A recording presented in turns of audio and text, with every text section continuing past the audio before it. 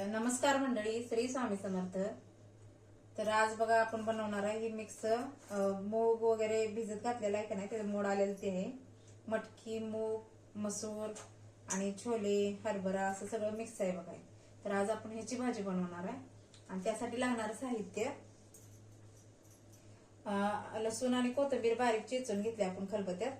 कांदा एक चिरून घेतलाय, चवीनुसार मीठ घेतले, चटणी आपल्याला पाहिजे तेवढे तिखट, तुम्हाला झणझणीत पाहिजे असलं तर झणझणीत आणि चटणी घेऊ शकता, कढीपत्ता, तेल, जिरं, मोहरी. तर आता करूया चालू बघा.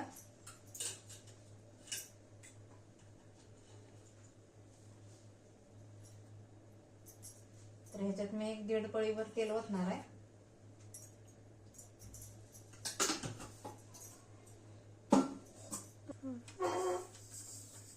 तर बघा ही तेल तापलंय आपलं. आता यात मोहरी टाकणार आहे. अर्धा चमचा मोहरी टाकल्या, अर्धा चमचा जिरं आणि कढीपत्त्याची पानं 5-6. आता कांदा भाजून घ्यायचा आहे.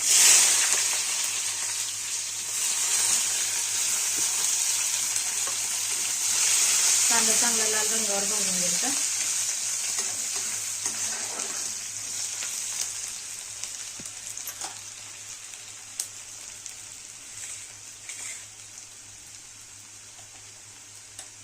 तर बघा आपला कांदा असं चांगला लाल रंगावर भाजत आलाय. आता बघू शकताय असं. आणि याच्यात आता टाकणार आहे आपण कोथिंबीर आणि लसूण चिरलेला.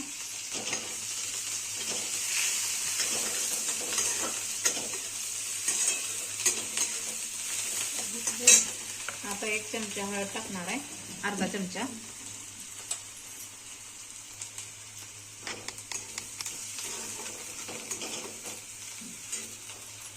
हे चांगलं भाजून दिलं का नाही, नंतर हे आपल्याला सगळं मिक्स केलेलं आहे ते भाजायचं तेलामध्ये.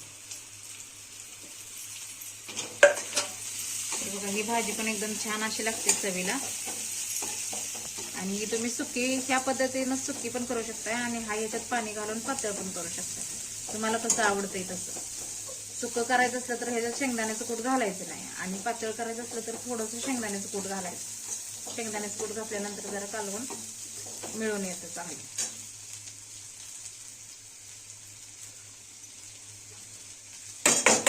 तर ही चटणी मीठ टाकले आपण. तर ही आता मला भाजी भातावर वगैरे पाहिजे, त्यामुळे मी पातळ करणार आहे. आणि तुम्हाला सुकी करायची असली तरी पण चालते. सुकीसाठी 1 ग्लास पाणी ओतायचं, पातळसाठी 1 तांब्या पाणी ओतायचं.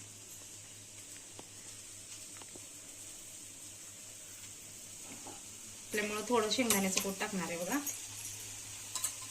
तर शेंगदाण्याचं कूट 1 चमचाभर टाकणार आहे, मोठा चमचा. टाकूया पाणी.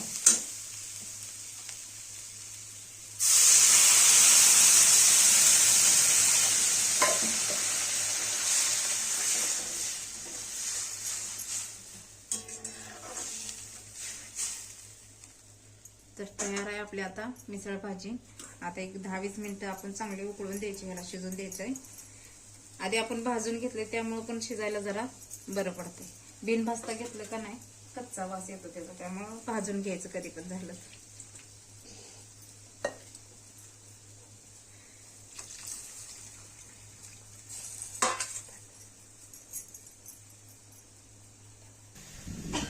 आजी